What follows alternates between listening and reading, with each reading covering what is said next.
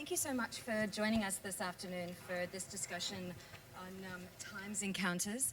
I am Alexie Glass-Kantor, as Stephanie introduced, the Executive Director of Artspace in Sydney, Australia, and the Curator for Encounters at Art Basel, Hong Kong. It's been such a pleasure to execute my third edition of curating the sector. It's always such a challenge and such a thrill. You need me to hold it up closer. Okay, more karaoke style. It's been a really remarkable experience curating encounters over the past 3 years. Each year is really unique. I try to think of the sector through connectivities that exist between the works, not that are imposed through my own particular sets of interests as a curator, but I try to be led each year by the works that are submitted and proposed by the galleries, to look at the works that are on the table, the ideas that artists are leading with, and to think about how works can iterate different ideas, how we can explore the circumstances of our times. The first year I curated encounters, I realized within the works that were proposed that year that there was a really strong exploration of space, particularly urban space, the passage of space, the space in which audiences encounter each other and enact alterations to the experience and passage of architecture. The second year I curated encounters, last year, I found that people kept saying to me, what is an encounter? And so I literally curated the meridians and the selection along the lines of what is an encounter. And the definition of an encounter is to meet, especially by chance. Or Levinas describes it as a shattering of indifference. This year, it was really fantastic. When I sat down with the proposals, I have conversations with the galleries. I've begun speaking with the galleries about the sector for 2018 because I have been invited back to curate a fourth year. And you know, I'm always thinking about ways that you can amplify the space, alter the space, the passage of the space. And the first year I curated encounters, I began calling the corridors that the encounters are located upon traditionally, the two dividing corridors that go over the 2 floors of Art Basel, I began calling them the meridians. I found corridors a little bit banal. And I didn't really think consciously about why I called them meridians, but it became part of the parlance of Art Basel. The architects, the operations team, Adeline Uwe is my director, everyone says, what's on the meridians this year? And when I sat down in October this year with the proposals for encounters, I began to look at associations between works, and I began to realize that there was ways in which artists were leading particular explorations of time, particularly explorations of time looking at the social, cultural, and political implications of our times. We led the text for this panel today by saying, referring to the proverb and curse, may you live in interesting times. I began to sort of see things that were emerging in the relationships between works, particularly around how we iterate the conceptual space of time, how we create an altered interpersonal encounter in time, how we think about our own humanity in relationship or see one another in time. And I really wanted to explore the idea of the meridians. Meridians are from the middle noon and D's, which is end, and the longitudes of the earth are the meridians. In Chinese medicine, the meridians in the body channel energy. And so in this place, I've curated the 4 meridians this year along the lines of thinking through the abstractions, representations, and propositions of altered time. For the first time, I have not just 16 encounters, but I have 17. And in a moment, we'll get to Joyce Ho, who has the first off-site encounter. It's wonderful to curate a series of encounters looking at the idea of meridians and then curate one off the meridians. I like to be nothing if not contradictory. And it was really wonderful to have that opportunity. What we're going to do today is we have 4 really tremendous artists with us, and it's always been such a great privilege in this sector. I try to work with more artists from the region than less. I try to make sure that we have more commissions and more premieres in the sector rather than pre-existing works. I try to work with artists across generations, and I try to think through unexpected associations between artists' ideas and times and how artists are leading and expanding the space for risk experimentation and critical ideas. And to that end, I'm very pleased to introduce Gonkar Gyatso, Joyce Ho, who is based in Chengdu in China, born in Lhasa, to introduce Joyce Ho, who is based in Taiwan, to introduce Dinh Li, who is based in Ho Chi Minh, and Shen Shaomin, based in Beijing. Please give them a round of applause to welcome them today. So what we've decided to do is we just want to have a conversation. I think, I've given you my preamble, I've set the set landscape, but now it's up to the artist to tell you who they are. And I think rather than formal presentations, what I've asked them to do is to try to extrapolate the ideas that exist behind their work, the things they don't usually speak about in public, the things that construct and form the way that they think about time in their practice. With Joyce, I was so pleased last year to be able to go to Taipei, and her name is one that has come up frequently for me when I ask about artists who are making really exciting work and a new generation of artists working out of Taiwan. I'm really interested with Joyce. She was born in 1983. She has a really remarkable background working both in script writing, in theatre, in constructing mise-en-scenes and constructed environments, sort of moments where audiences can encounter a slowing down of time, an idiosyncratic, interpersonal rethinking of the situations that exist in time. I love how Joyce works across a range of media, including installation, performance, video, photography. There's the breadth of work, and she's an artist who I think is working in a way where she's truly using the media that works best for the idea rather than creating an idea to work for a media. In encounters, it's very difficult to show performance on the meridians. I'm not allowed to build rooms. I'm not allowed to show moving image. I can't block passage, and I can't interrupt the business of the fair. There's sort of sometimes more rules with encounters rather than less, but I think that abstractions create opportunity. And in this case, I loved an exhibition that Joyce had done at the museum in Taipei where she'd built 7 rooms for a series of encounters. And when I spoke with her gallery, Tina Kang Gallery, they were interested in putting forward a proposal for a structure where 3 encounters could occur. Can you talk about those, Joyce? Hi, I'm Joyce Ho. Nice meeting you. And for the work that's actually next door, it's called Under the Day, Saturday, Your 3 Minutes. And it's a performance installation piece with 2 spaces with performance in them and 1 still space. And I'm really excited to present this project in a fair and an encounter because this is because those spaces, one is a waiting room, is a mirrored waiting room, and one it's a bar, and one of them it's a ticket booth. And usually, I think when I think about time, these 3 areas are the time. They're the waiting time. They're not really the purpose because we wait in these areas for a departure of another time. So I think in daily life, we usually ignore our presence in these areas. So I'm trying to create performances that amplify or to re-examine the loss of our time when we wait, really. I think, as Joyce said, the work is actually on the other side of this wall, and it's quite beautiful to know that on the other side of this threshold, just beyond the architecture, there are a series of strangers encountering one another in time. And when I first proposed to Joyce the idea that we wouldn't actually build the room on the meridians, but we approached the gallery and said, how do you feel about going back of house?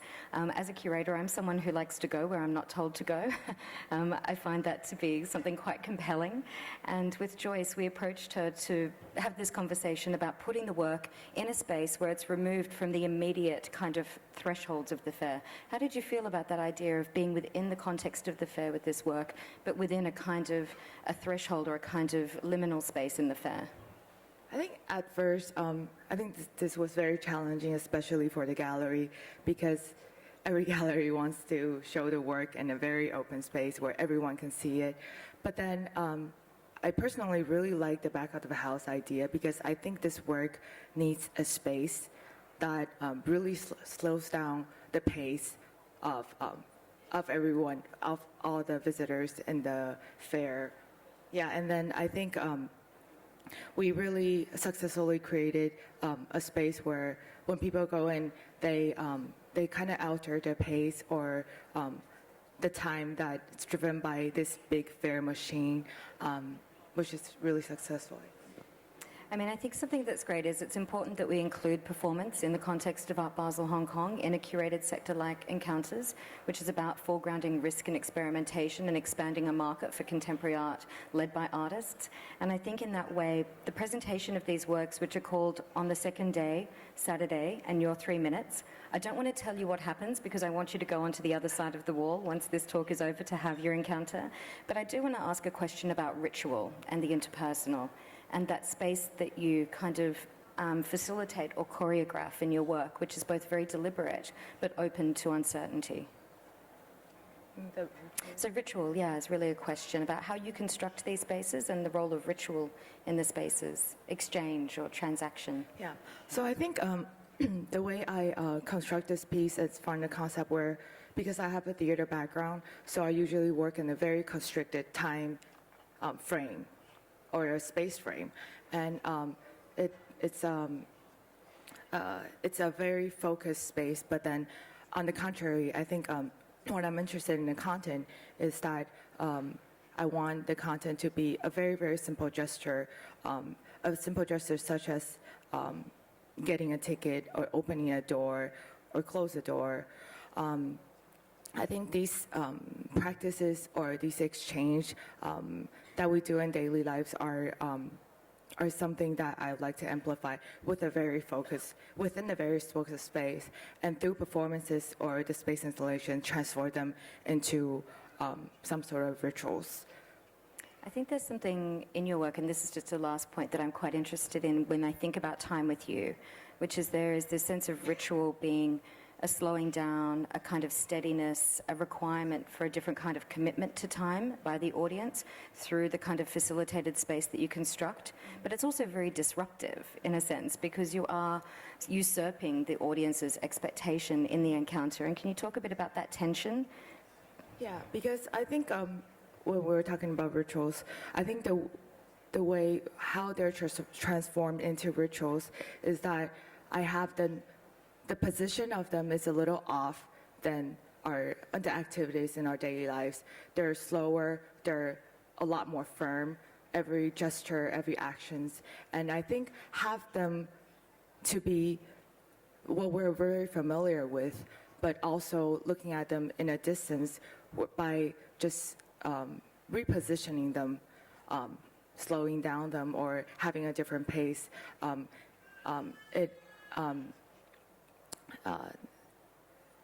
Helps the audience or maybe try to create a different reaction than these things that we're familiar with in daily lives. Which I think is so beautiful, so thank you.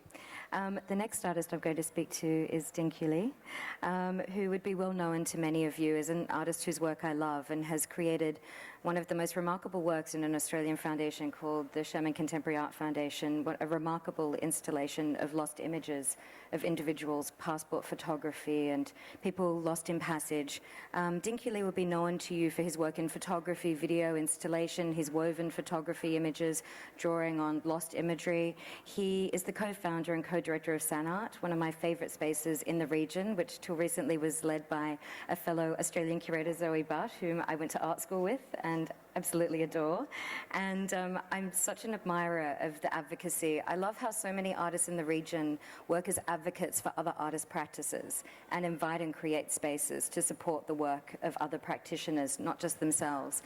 And I think in Dinh work, for me, there is that sense that we are accountable to one another, that we have a responsibility to one another.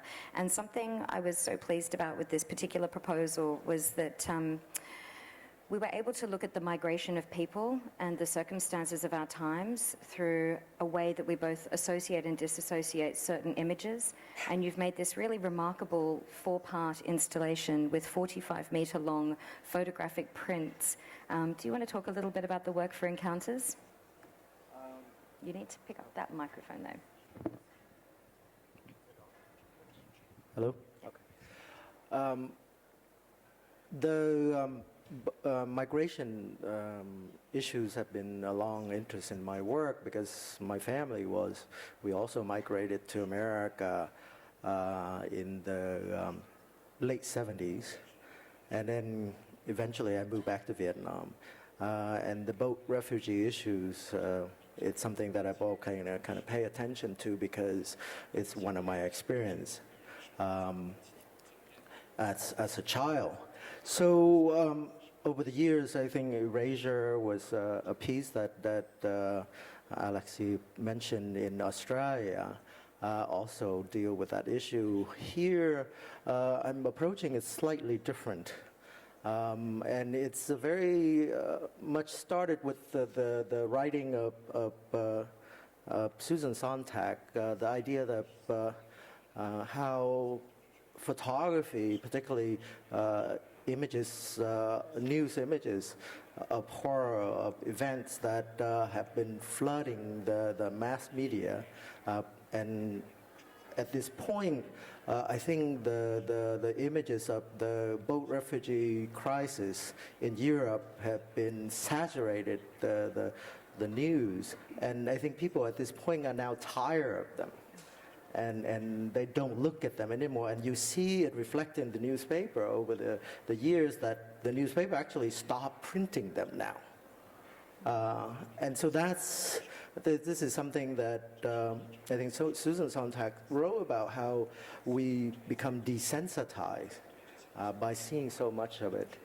And so what I'm trying to do, and Susan Sontag also wrote about this, is that how do we find a different way to engage in the subject matter, what's happening. So what I'm proposing, so these images are, the original images are images of the boat refugee crisis in the Mediterranean, and many of them are very kind of popular, and you've probably seen them and probably forgot them or completely tried to forget them. And so now I'm asking you as an audience to have a different relationship with these images by sort of distort them and abstract them. And I'm asking you to have not only a different visual relationship to them and a physical relationship to them. Now they become from a two-dimensional to a three-dimensional. So that difference of experience, it's also a kind of different way of time, thinking about time. Photography is very much a kind of slice of time, taking out of context. And now I'm asking you to kind of experience it in a kind of very physical way of moving and thinking about the context of these images rather than the image itself of the horror that we've seen so much. I mean, I think it's something within the work that there isn't one single perspective on the scrolls, that each one is oriented, each one is double-sided, each one is distorted. You know, there were these 4 images of these boats that have left the Mediterranean, one of them with these mass migrations of people seeking asylum and passage to places like Turkey and to Greece, you yourself having left Vietnam by boat when you were 10 years old. You know, it was interesting when you were talking to me the other day, you said in one of these images, one of the boats actually sank. You know, these stories, these anonymous people, these kinds of subjectivities that become obliterated. You refer to Cartier-Bresson and the moment of the precise moment as well. Yeah. I think today we don't get what we call the precise image anymore, because in the days before the internet, there are images, many images of that one precise, one image that you're seeing so printed all the time, because there's an editor out there somewhere, edited it down and chosen that one image for everyone to see, and the rest they sort of discard them. But today with the internet, of course, that's not happening anymore. So there's everybody can put their image, and everybody with their cell phone can take an image of that moment, just from different angle. And so, so we don't get that. So we now get thousand images of that one moment. In those days, it would be just one image. Yeah. And it's really interesting. I mean, we're we're within the halls of Art Basel, Hong Kong, at one of the busiest meeting points in Asia, where 70,000 people will come through looking at images over 5 very compacted days. And this work is a complicated work. It is a work that's dealing with a complicated issue. It's both obliterating and creating a kind of expression of an occlusion or a kind of further distancing of the image in and of itself by obliterating subjectivity, but it's also bringing the image closer to the audience as well. How did you think about this work when it was first floated to include this work in Encounters? And actually, it's quite silly, really, in a way. I saw the ceilings of this building. Last year I was here, and I immediately thought it was, and the space it needed for this work to have that kind of more sculptural kind of experience, rather than a two-dimensional experience that this work have been displayed in different format. And so that, and in terms of, the fair, I think the first thing is I want an encounter. I want, even though there's thousands of people coming through and they might not get everything, but I hope it's just by encounter, by a sense of physical encounter with it, that will kind of start something. And from there, maybe something will happen that's different than the reaction that the people have to these images right now is just they just sort of flip through their phone and kind of glide through without really seeing them anymore. Absolutely. I mean, I have to say I think it's legitimate to use that full height because I love that sense of photography as sculpture in your work as well. And I think, in a sense, in your work, the migration of meaning, in as much as the representation or obliteration of an image of migration, is so important. And when you think about how your practice has shifted through time, the migration of ideas is a really important one. Yeah, I think over the years I've always sort of tried to think about that but also there's also a lot of thinking about the image and kind of the layerings, the different experiences, and how can we kind of add it in and layering it in with because photography is limited. It's flattened everything, flatten all kind of human experience into this two-dimensional form. So. So that's kind of been the practice that I've been kind of following over the years. I think that's actually a really good point to pick up with Gonkar, perhaps. When we think about photography, the role of the image, of representation, of the responsibility that exists when you are, oh, pardon. That's okay, Shaomin. Shaomin's dropping the mic. He's like, but, what responsibility do we have to subjectivity? What responsibility do we have towards the people that we represent within the works that we exhibit or create? And I love your practice. I was incredibly intimidated by you before I met you. There's such a beautiful sensitivity in the way that you construct and layer through meticulous detail, a bringing together of both individual experience, the history and representation of faith and ritual, but also the implications of globalization, particularly through pop culture, through the kind of dissemination of globalization across a range of forms that sort of migrate and infiltrate and alter the circumstances and spaces of particular places in time. You yourself were born in Lhasa in Tibet. You have lived for many years between London and China and recently made the move back to Chengdu. I asked Pearl Lam 3 years ago if I could include you in Encounters, and I was delighted this year when they said yes.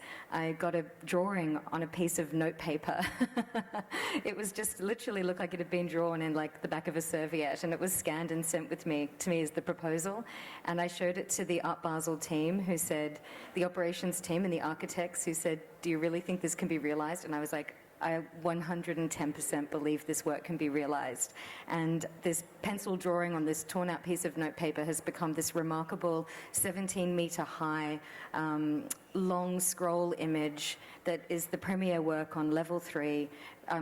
It's got 17 members of Gonkar's family assembled in both 3 types of dress: their traditional dress, their work dress, and their leisure dress, exploring the way that the once remote culture of Tibet is becoming altered through opening up to China, but also influences of Western popular culture. Would you talk to me a little bit about how you think about time in this work? You call it family album, and how you think about that space of encounter within this work.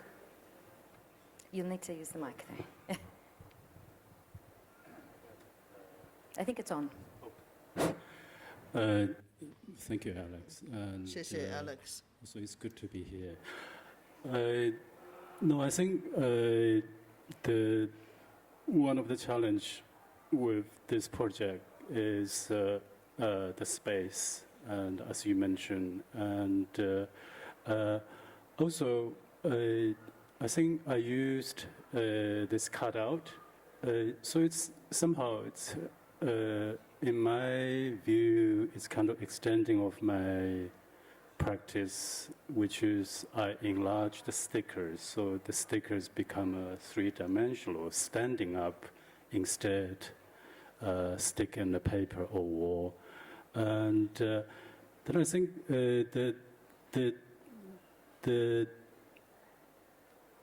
I want to create kind of, I mean, just like the name of the project, Encounter, sort of giving people a kind of closeness and also intimacy through this cutout. For the time, I think if I understand correctly, I think are we talking about sort of this 4th generation of my family, which is I try to present it here, and then also I've been absent or left them behind for many years.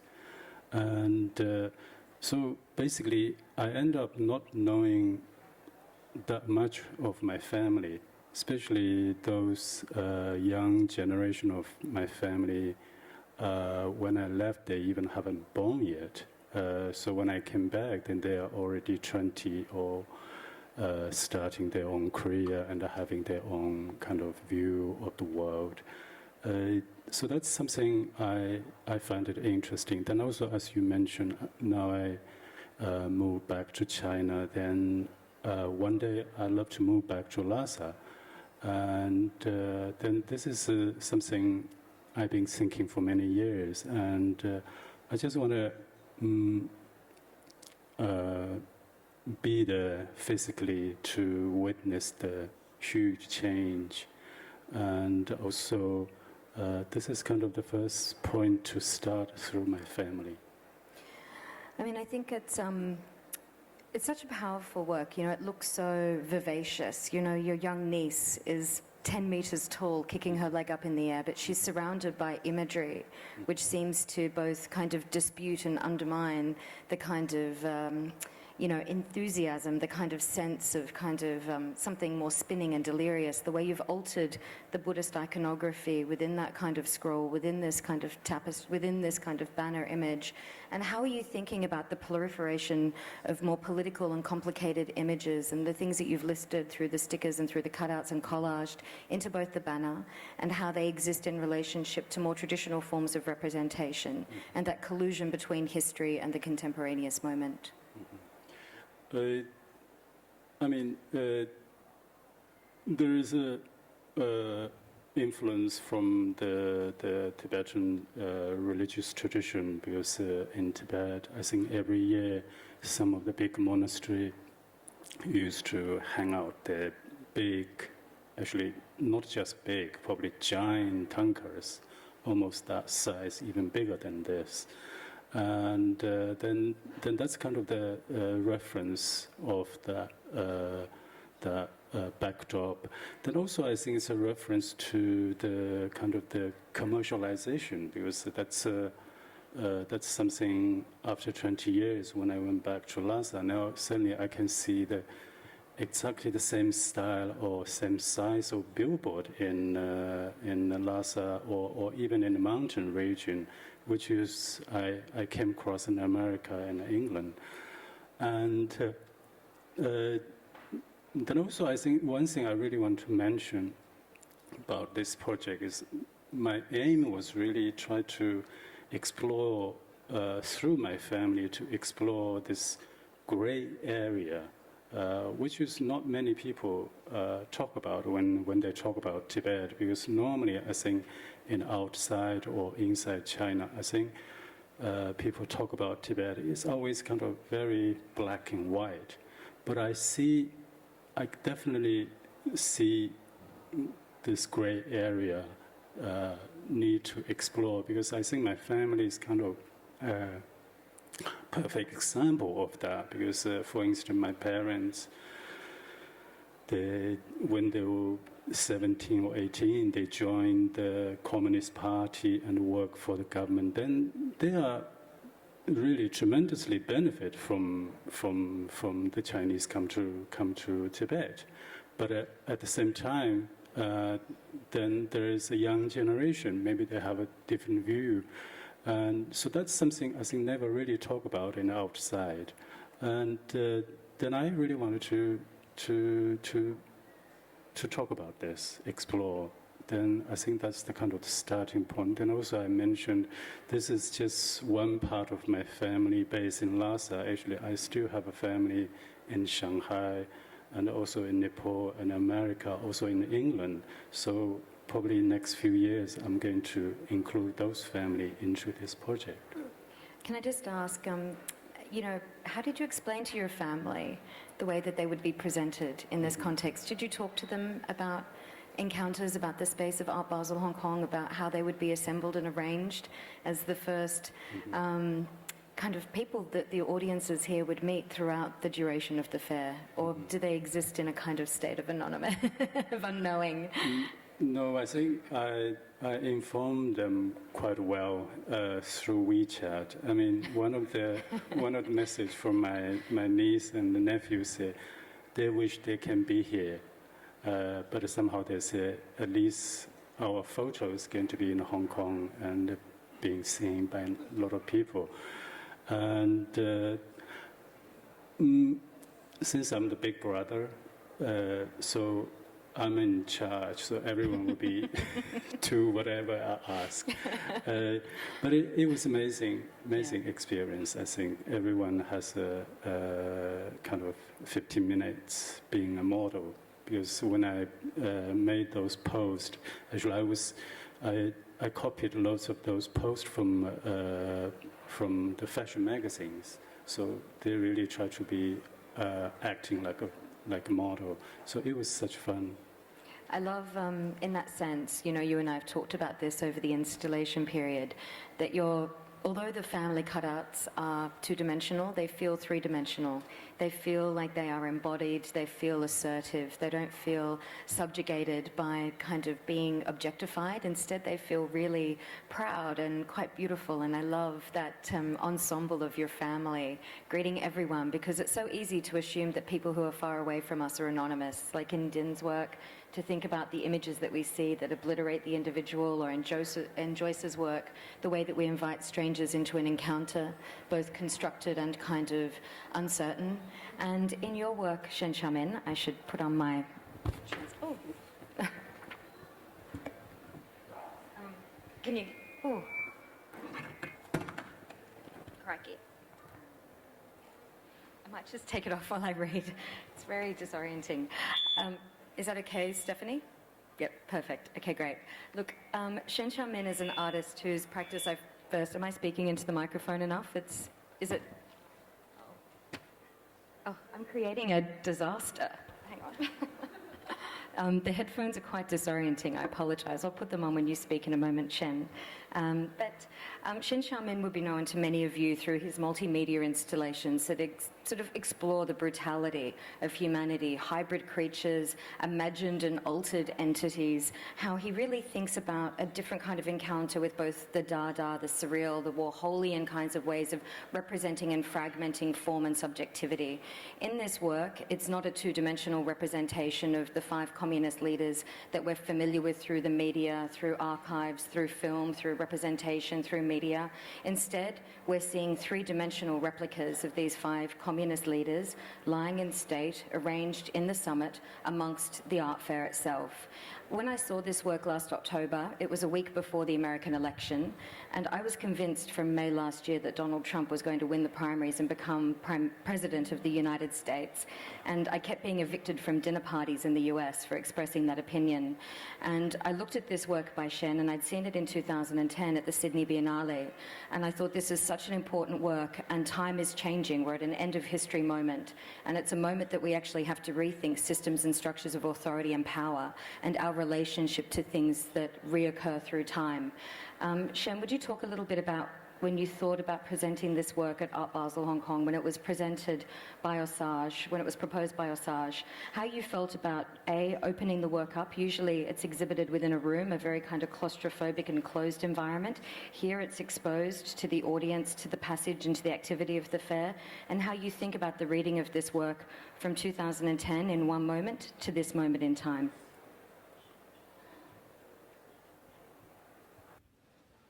I think a lot of people have seen this work. This work actually is done for a biennial in 2010 in Sydney, and it is also on an island, a very special space. However, it is still the concept of a museum, a room. And also in the National Singaporean Museum, it has been exhibited. Prior to Art Basel, this piece of work was exhibited in the Contemporary Art Museum in Lyon, in France.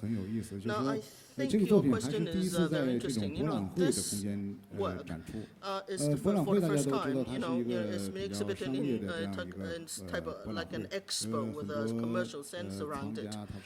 There's a lot of buyers coming looking for works to buy, and many people are asking me, your work, is it sellable? And I said, this is a very difficult question to answer. Even if it is sold, I guess it would be very few people who would actually put this work at their home. And the Singapore Museum also has collected the piece. I think in this space, the contrast is huge and very vivid, very strong. And I think this would be a new manifestation, if you will, or new way of exhibiting this work of mine. This morning, something happened. I'd like to talk about it. I saw a piece of news on the internet saying that the Russian government is going to remove Stalin's body from the Kremlin. And this is interesting. Why is it that they're asking the Chinese to pay for removing Lenin's corpse?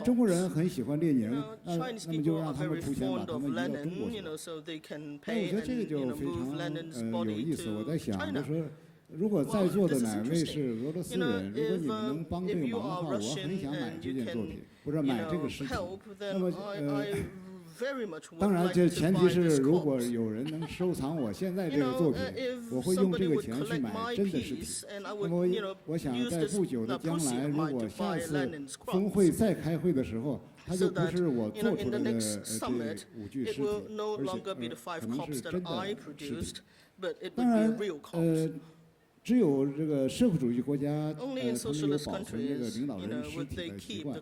我还没有听说就是西方国家，就是民主国家，哪个领导人会像卡斯特罗或者是毛泽东、列宁这样去保存尸体保存起来。如果美国人能把这个将来能把这个特朗普的尸体保存下来的话，我也很想把这个特朗普做成作品。I would very much like to make him into a piece of my work too.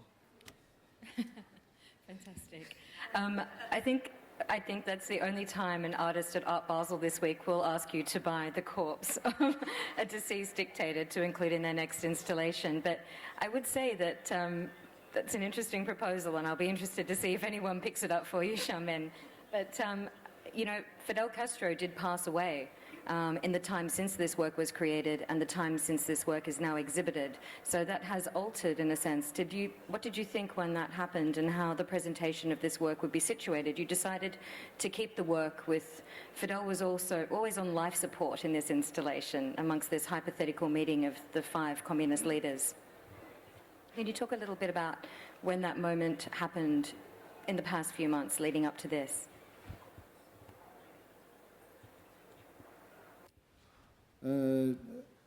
When I was working on this piece of work, it was in 2010. At that time, Castro was still alive, despite that he was bedridden in the hospital. So, relating to his circumstances, then I also gave him, a breathing system and life support on a hospital bed, in fact. But in the time of the exhibition, he has already died, and the organizer also talked to me about this. He said, he's now dead. Should we stop him from breathing? And I said, no, you should keep him breathing. Because once we make that piece of work, our target is not to illustrate whether Castro is alive or dead. To me, this is not important. What I wanted to say through this work is the 2 sets of values, 2 sets of social system, 2 sets of ideology and their contrasts. Therefore, it is called G5 Summit, which is based on G8 Summit. This is a contrast, between the capitalist camp and the communist camp, and the related summits. The communist is only 5, a team of 5, and only 1 is alive, the rest are already dead. So I was thinking, if the Russian government, has made such a decision to remove Lenin's corpse, then I would imagine one of these days, the corpse that I made that you see today would ultimately be removed from, the eternal grave. This is, of course, subject to imagination. Now, in the last couple of days, there's been a lot of media interviews, especially the French and the US big media. They are just too much into politics and ask me a lot of very sensitive questions. And you all know why. Why is it that I cannot provide a very, very clear answer to my work, because I don't want to stay in Hong Kong forever. I still want to go back to China and work. I think that is something really important, that point of what you can and can't say and what you allow the work to say for and of itself. That idea that once you make the work exists in a certain moment, and that is how the work persists through time, but its meaning is altered through the experience and accumulation and the changes in the circumstances of our times. I was interested with each of you that there is something in all of your works which is an act of trespass, whether it's an act of trespass through appropriating or representing something which is otherwise taboo, whether it's an act of trespass through taking away, in a sense, the agency of the audience through asking them to participate in something, an encounter into which they have no control, in which they have to release agency to a certain extent, whether it's a sort of a trespass in a sense of representing something that is at such a great distance to us, that has seemed so remote for so long, but which is changing as a consequence of the implications of accelerated globalization. And at the tail end of that, what are the things that are going to be unresolvable, or the things we can't take back? Or in the case of your work, Dinh, the trespass indeed of representing something as traumatic and as profound as the human suffering of people seeking asylum and unable to achieve passage, despite a huge and profound necessity to have somewhere. A basic human right is being left unfulfilled, and a basic accountability. And when you think about all your works in the fair, and we think about the social, cultural, and political implications of time, I suppose I would just ask you all just one question, because we only have a few minutes left, just if each of you would just speak for a moment about that idea of trespass and where your work sits perhaps in a point of tension within the construct of the encounter and within this space of time. Could I start with you, Gonkar?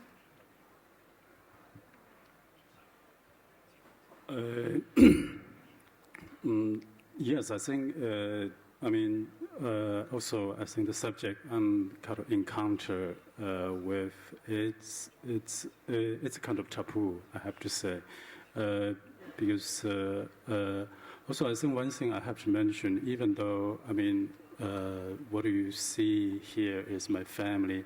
Actually, I think I'm not. The whole project is not really talking about my own family. Actually, I'm using my family to reflect the change, then also the not changing, and also the difference between the generation. And then this is something I think has to be told, because there is quite often quite a lot of misrepresentation of about Tibet or even about other cultures. That's a great answer. Thank you. Thank you. Joyce? I think my work in this occasion, I think it's trespassing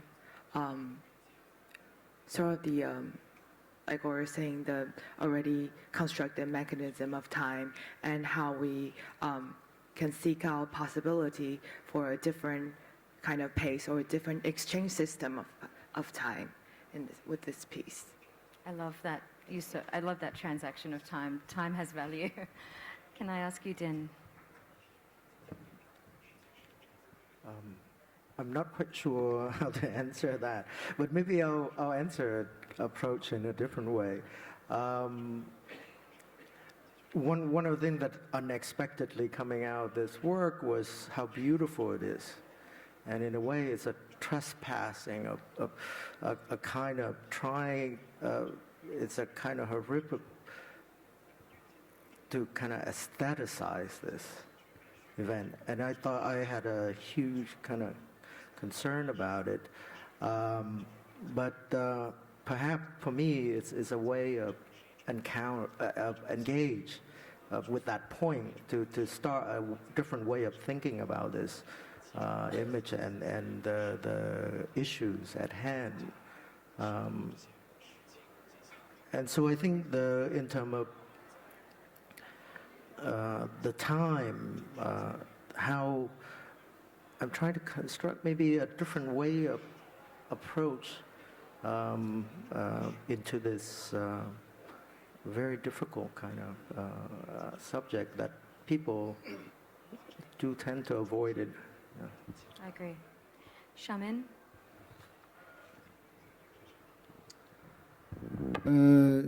越界这个词 I 在 think the 我 word 这儿 trespassing 就 seems 不太 to me 成立， quite 因为我做 not 艺术 possible because for me, 在我这儿没 when 有 I 界限， I 因 don't 为 have 我的每 boundaries 件作 here. 品 For 是 me, 不一样的，每件 each 作 work 品用的 is 材料也 is 不一样。 discrete, 比方 is 说 different. 现在 So 刚刚 you 我 using 来之 different 前 medium. For 把 example, 它在放 before 我 I 的 came 纪 here, 录片 my 3楼 documentary, 在展我的风景， my bonsai on the third floor was being screened. So you can see also the things on the first floor. I also write poetry and also enjoy theatre. 我的作品 So 本身 for me, 是没有 my 没 own 有 works 界 do 限的， not 包 really 括 have any boundaries or 我想拍这个我 limits. 这 For 个人这 example, 部纪 if 录 I 片 want 的 to 时 have 候， this I'm Chinese documentary, I 我 want to 并没 make 有 this 想就 documentary, 是说 I 我一 didn't 定要把它拍 think 成 that 一 I 个 would make it 纪录片。 into 当 the 时我 form 觉得这个问题，如果 of 我用 documentary. 装置 I 或 thought 者是用 probably 绘 with 画、用其他的 installations 艺 or 术 with 形 other 式，我 media 都无 of 法 art, 准 I 确的 could 表 not 达的时 possibly 候，那 convey 我选择了真实 to 记录。 represent this. Probably I just chose 所以说， settled for documentation. 在我这做作品， So 真 for 的 me, 是 when I 没有界限。 work on 我 something, 对 I do 越 not 界 really 是这么理 impose 解。